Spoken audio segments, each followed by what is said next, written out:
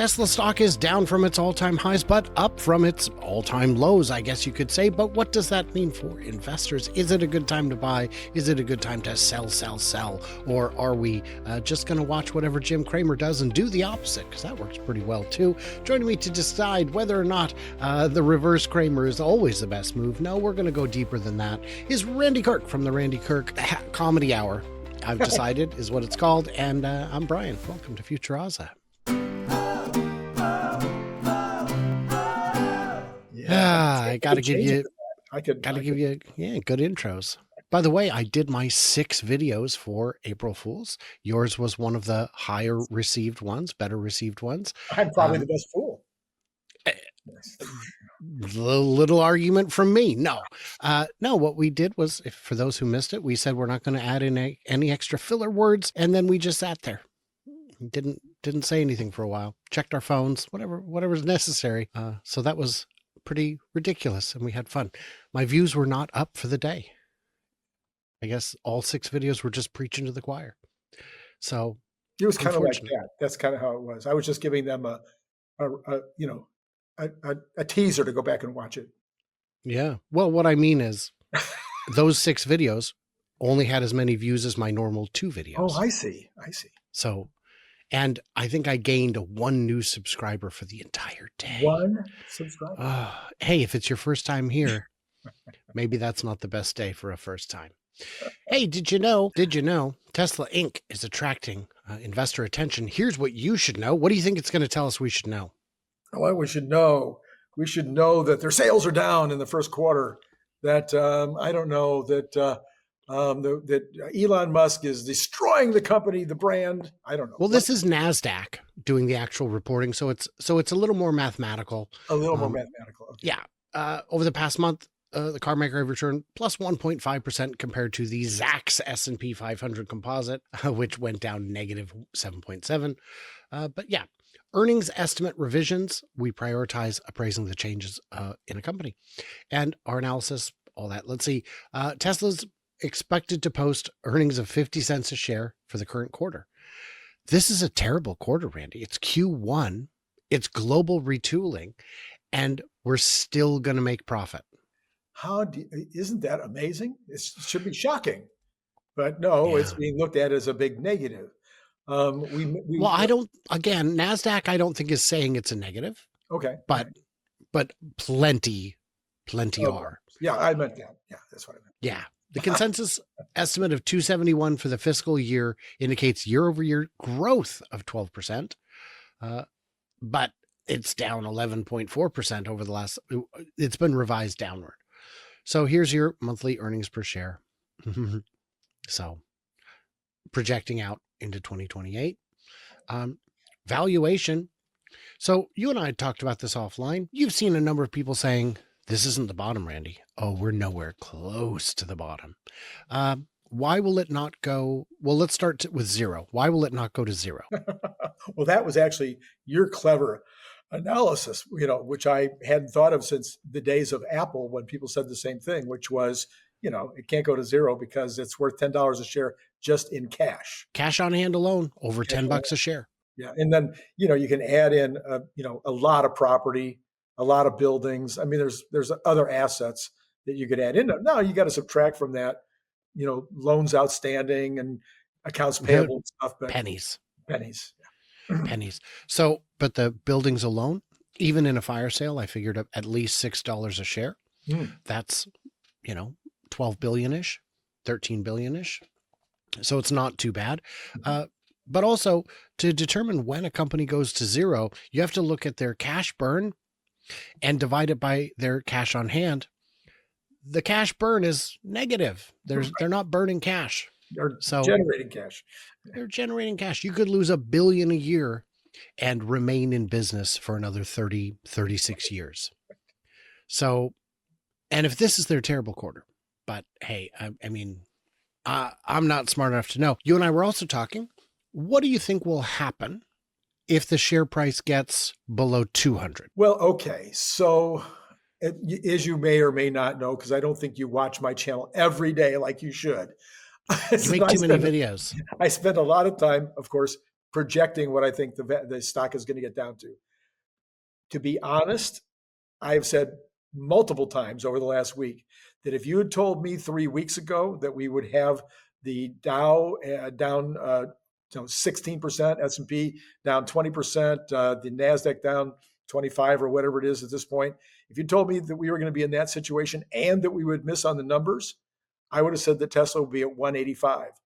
So the fact that we're sitting at 230 something as you and I do this show is actually really, really good in my view. That indicates that people are in fact in the stock. There's two things that I think are happening there. I've talked about it on the show. One of those is people are all about the robotaxi. That's what they're concentrating on, and Optimus both. That's what they should be concentrating on. That is the future of the company. And number two, I think, and I've gotten a number of comments on the channel. There's a lot of conservative dollars, a lot of Republican dollars coming into the stock who had no interest in Tesla at all until the current administration. So those are dollars that are not going to easily back out again now, because they're kind of they have the same kind of emotional attachment to the stock as some liberals now have emotional disattachment. Or is that a word? Yes. Disaffection. Disaffection. That'd be good. I don't know.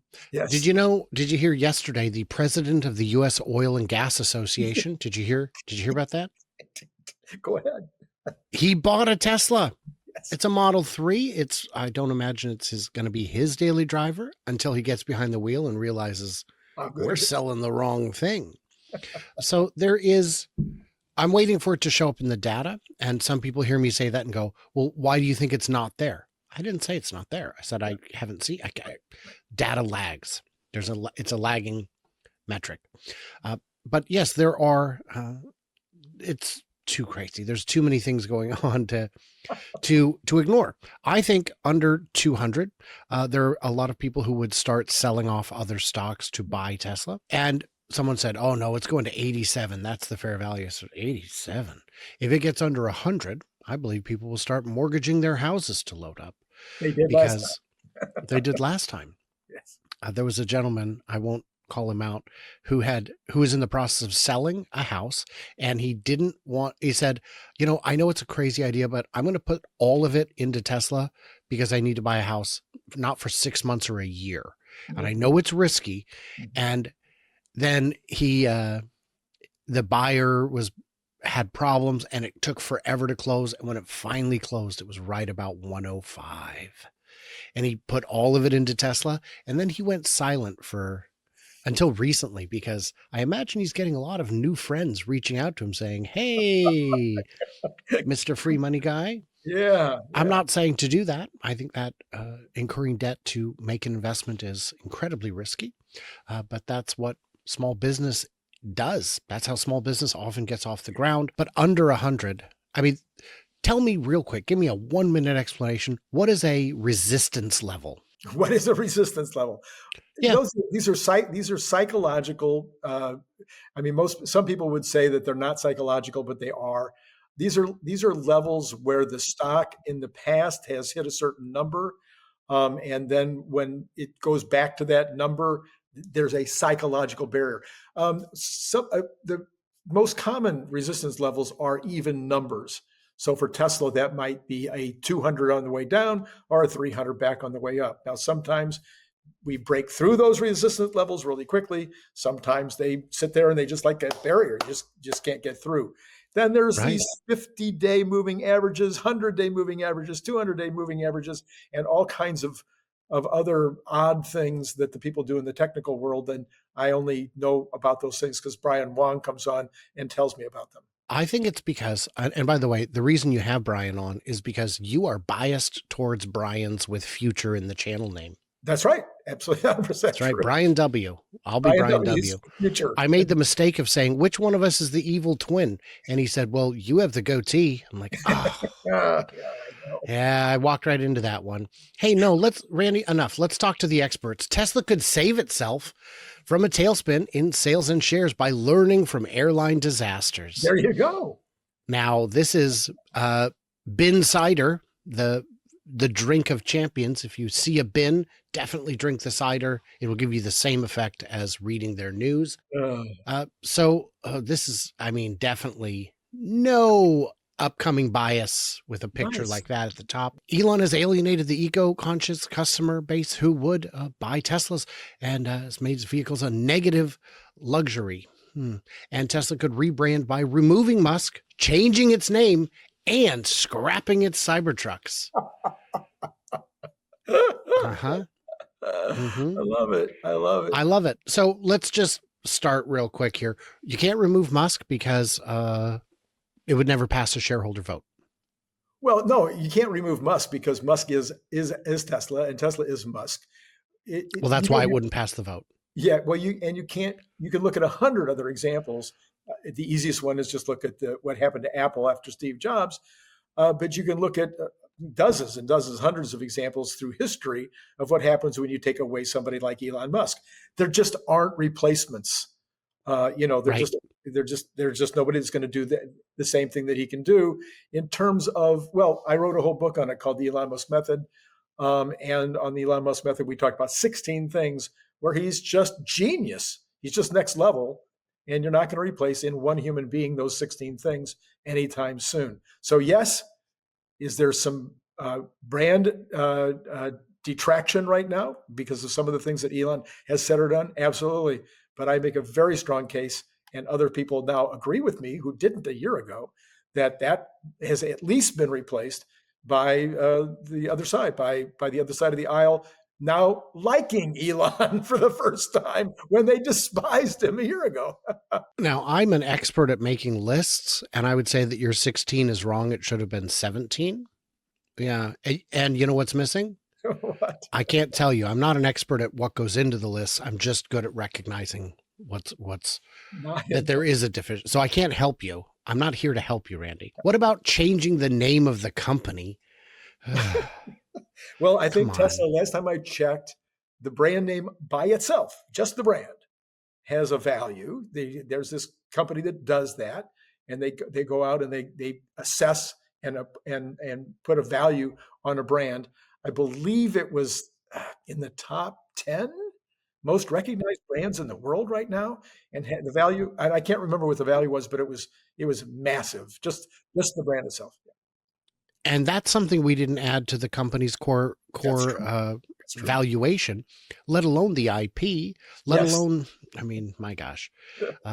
Well, don't worry, we've got other options here. Okay. Aside from Elon selling his stake, which would, by the way, crater the stock because it's a lot of shares, they could change its name and logo, like airlines do after a major disaster. Wow.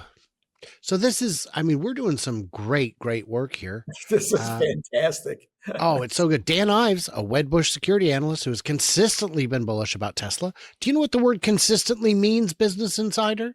Because he has inconsistently been bullish. Yeah. Wrote in a joint note, which I assume he then smoked, in March that the EV maker is going through a crisis and facing a defining chapter. He added that Elon is the one person who can fix it. So, I mean... Yeah, we're just doing great here. This is so great. And, but I did want to point out to you, this damage is real. I wanted to point this out because this is exciting. I've done a search for, used Tesla's, Cybertrucks, and the prices, I'm sorting low by high because, people are dumping these things like crazy, Randy. Yeah. Like crazy. What kind of prices do you think we're going to see? Sorting by lowest first. 60,000. 78,995, and it's used. So, but it's more than the all-wheel drive with the federal credit. It's more than if you bought a new one. Here we go. All-wheel drive, 81,777 over. 81,900. Again, we're starting lowest. These aren't beasts. These are all-wheel drive. Yeah. Crew cab, handy. Thank you for specifying. And the price just keeps going up. And I think what's happening is these dealers get them on the lots and realize we don't need to sell it. It brings people in. This is our booth, babe. Yeah. That's right. Yeah. Cool. So look at all this brand damage. 108. Right. but it is a cyber beast, which you can now get for $100. So just think, for just an extra $9,000, you can buy a used one. Right. This is all this. Oh, behold. And then we get down to Lightning. Well, I mean, yeah. Yeah. So brand damage, not so much.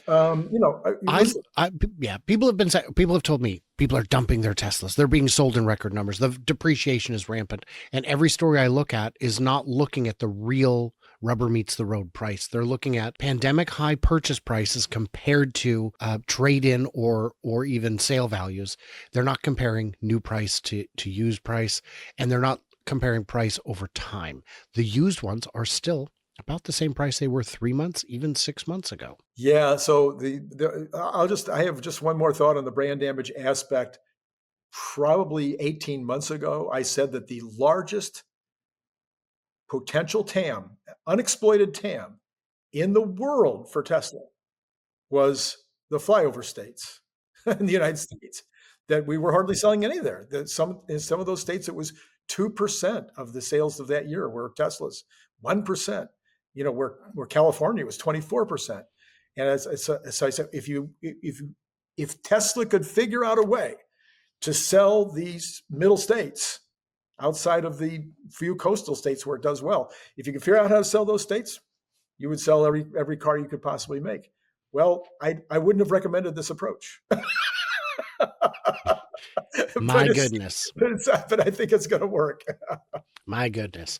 That is, guys, we're sharing uncomfortable truths. I am accused of being a radical lefty and a radical righty on my channel. If you think I am one of those, it is possible that you are on a fringe so far that everyone who doesn't share your exact views appears radical.